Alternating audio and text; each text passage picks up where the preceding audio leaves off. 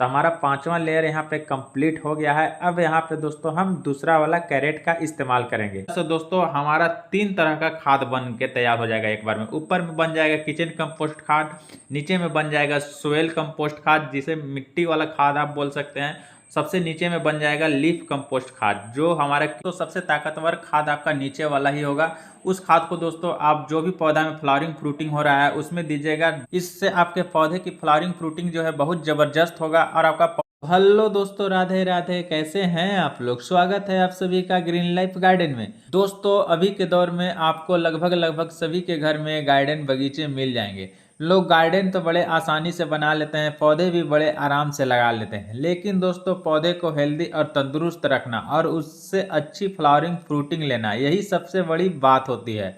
इसके लिए दोस्तों पौधे को अच्छी पोषक तत्व और एनर्जी की जरूरत होती है, जिसके लिए दोस्तों हम पौधे में खाद देते हैं। खाद जो है दोस्तों 2 टाइप के होते हैं, एक केमिकल पेस्टिसाइड वाली और एक ऑर्गेनिक वाला जो नेचुरल होता है। केमिकल पेस्टिसाइड वाली खाद जो है दोस्तों पौधे की लाइफ को खराब कर देता है और उसमें होने वाली फ्लावरिंग फ्रूटिंग भी नेचुरल नहीं होता है और वो हमारे स्वास्थ्य के लिए भी अच्छा नहीं है। तो दोस्तों हमारा कोशिश है कि हम ज़्यादातर ऑर्गेनिक खाद ही अपने पौधे में दें, जिससे हमारा पौधा भी लंबा समय तक चले और उसमें होने वाला फ्लावरिंग फ्रूटिंग भी अच्छा हो और हमारे सेहत के लिए भी सेफ हो। तो हम ऐसे ही आज आपको एक खाद बनाने की विधि बताने वाले हैं जो पूरी तरह से 100% ऑर्गेनिक होगा। और दोस्तों हम आपको बता दें कि ये जो खाद हम बनाने वाले हैं 3 in 1 खाद बनेगा, मतलब एक ही साथ 3 तरह का खाद बनकर तैयार होगा। तो चलिए करते हैं स्टार्ट। और दोस्तों आप इस वीडियो को पूरा देखिएगा, स्टेप बाय स्टेप फॉलो कीजिएगा।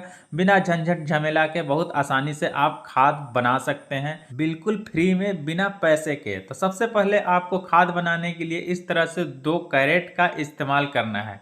आपको ये 2 कैरेट ले लेना है। ये कैरेट दोस्तों आपको फलों वाले सब्जियों वाले की दुकान पे मिल जाएगा 50 से 60 रुपया में। दोस्तों कैरेट लेने के बाद आपको एक एक कैरेट का बारी बारी से इस्तेमाल करना है। हमने दोस्तों एक कैरेट को पहले लिया, उसके बाद दोस्तों इसमें आपको कोई प्लास्टिक या इस तरह से जो कार्टून होता है या बोरी वगैरह नीचे से डाल देना है, ताकि दोस्तों ये कैरेट में नीचे में जो जाली है, इस तरह से देख लीजिए चारों तरफ जाली है, नीचे पेंदी में भी जाली है, वो जाली नीचे से बंद हो सके। यहाँ पे हम सिर्फ नीचे वाला जाली को ही बंद करेंगे, साइड में जो जाली है उसको बंद नहीं करेंगे, वो एयर इन आउट के लिए रहेगा। तो दोस्तों इस तरह से नीचे वाला जाली को बंद करने के बाद अब हम इसमें गार्डन का वेस्टेड मटेरियल यूज करेंगे। जैसे कि गार्डन का वेस्टेड मटेरियल बोले तो पत्तियां जो टहनियाँ वगैरह सूख जाता है, जो पौधे खराब हो जाते हैं, वो गार्डन के टोटल वेस्टेड मटेरियल आपको जमा कर लेना है इस तरह से।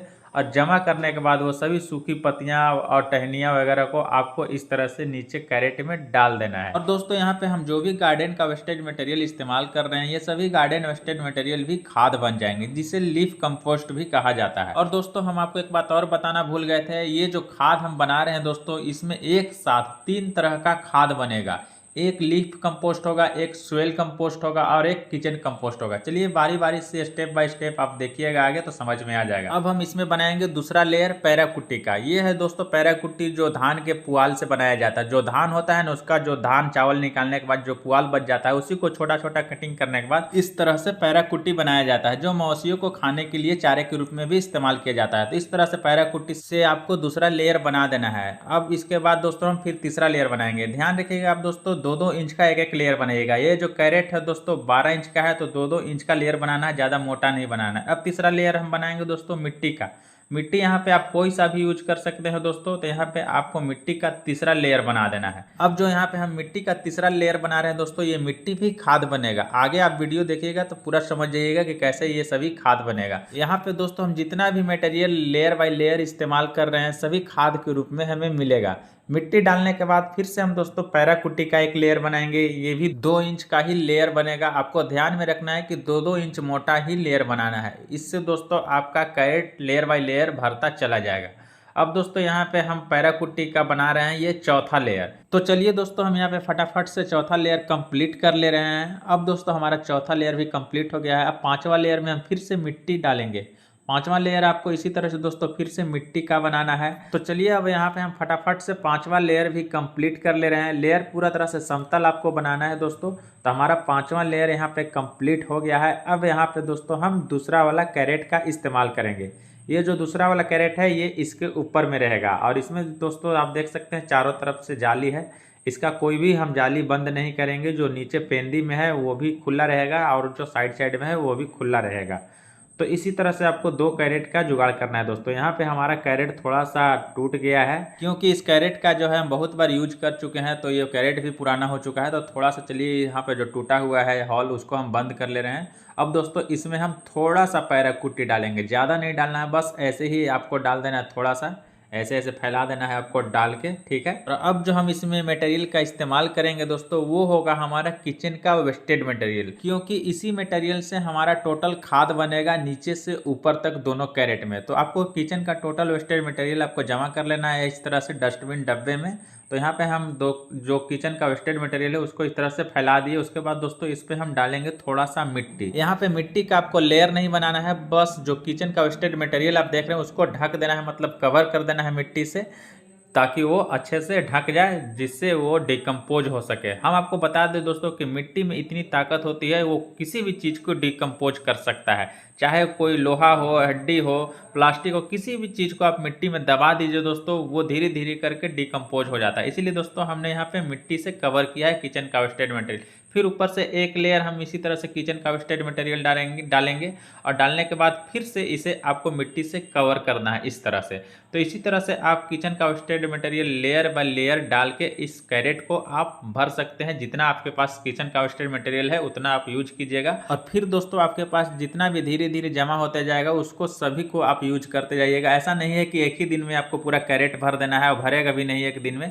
तो आपको 10 दिन, 15 दिन, महीना, दिन में जितना भी जमा होते जाएगा सभी को आप इसी तरह से डालते जाइएगा, लेयर बाय लेयर डालते जाइएगा, मिट्टी ऊपर से हल्का डालते जाइएगा और आपका कैरेट पूरा तरह से भर जाएगा।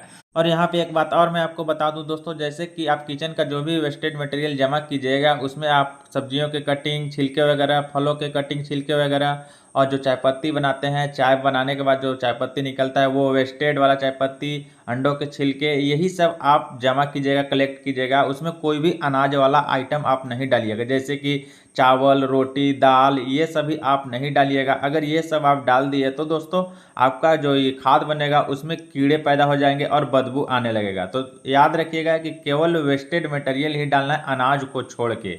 अब दोस्तों हम बता रहे हैं कि खाद कैसे बनेगा।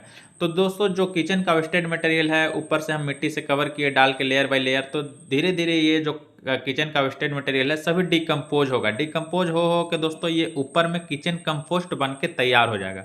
और जो डिकम्पोजिंग के दौरान जो इसमें लिक्विड बनता है दोस्तों, जो रस निकलता है किचन का वेस्टेड मटेरियल का, वो सारा लिक्विड नीचे वाला कैरेट में चला जाएगा। इसीलिए दोस्तों हमने ऊपर वाला कैरेट का कोई भी छिद्र जाली को बंद नहीं किया है, सभी खुला है। तो दोस्तों जो भी उसका लिक्विड रस निकलेगा किचन का वेस्टेज मटेरियल का, सारा इसमें चूते जाएगा, मतलब जमा होते जाएगा। और धीरे धीरे जो ये मिट्टी है दोस्तों, मिट्टी में सारा पोषक तत्व तो किचन का वेस्टेज मटेरियल का आ जाएगा, और मिट्टी भी धीरे धीरे आपका काला हो जाएगा। मतलब जो मिट्टी आपको इस तरह से फ्रेश दिख रहा है ये पूरा तरह से काला हो जाएगा, ये भी खाद के रूप में तब्दील हो जाएगा। और जो नीचे में पैराकुट्टी डाले हैं दोस्तों वो भी डिकम्पोज हो जाएगा धीरे धीरे, और वो भी आपका काला हो जाएगा, वो भी खाद बन जाएगा। उसके नीचे जो हम गार्डन का वेस्टेज मटेरियल डाले हुए हैं दोस्तों वो भी पूरा तरह से डिकम्पोज हो जाएगा धीरे धीरे, और वो लीफ कंपोस्ट में तब्दील हो जाएगा। तो इस तरह से दोस्तों हमारा 3 तरह का खाद बन के तैयार हो जाएगा एक बार में। ऊपर में बन जाएगा किचन कंपोस्ट खाद, नीचे में बन जाएगा सोयल कंपोस्ट खाद, जिसे मिट्टी वाला खाद आप बोल सकते हैं, सबसे नीचे में बन जाएगा लीफ कंपोस्ट खाद, जो हमारा जो हमारा गार्डन का वेस्टेड मटेरियल नीचे में हम डाले हुए हैं, गार्डन का टहनियाँ, पत्तियाँ वगैरह जो भी है वो लीफ कंपोस्ट खाद बन जाएगा। तो इस तरह से दोस्तों 3 तरह का खाद एक साथ बनकर तैयार होगा। दोस्तों इस तरह का खाद बनाने का जो तरीका हम बताए हैं कोई भी पूरे यूट्यूब पर आपको कभी भी कहीं भी नहीं बताया होगा। दोस्तों किचन कंपोस्ट खाद बनाने का तरीका जो है अलग है, जो सभी आपको इसी तरह का बताएंगे। मैंने भी बताया है, यहाँ पे देख लीजिए बगल में दिख रहा है आपको, ऊपर में किचन कंपोस्ट खाद बनता है ऊपर वाला डब्बा में, और नीचे वाला में उसका लिक्विड निकल के जमा होता है। ऊपर वाला डब्बा में आपको पेंदी में छिद्र बनाना पड़ता है, जो उसका लिक्विड नीचे वाला डब्बा में जमा होता है। उस लिक्विड को आप पानी में मिला के यूज कर सकते हैं पौधे में, और ऊपर वाला खाद को भी यूज कर सकते हैं।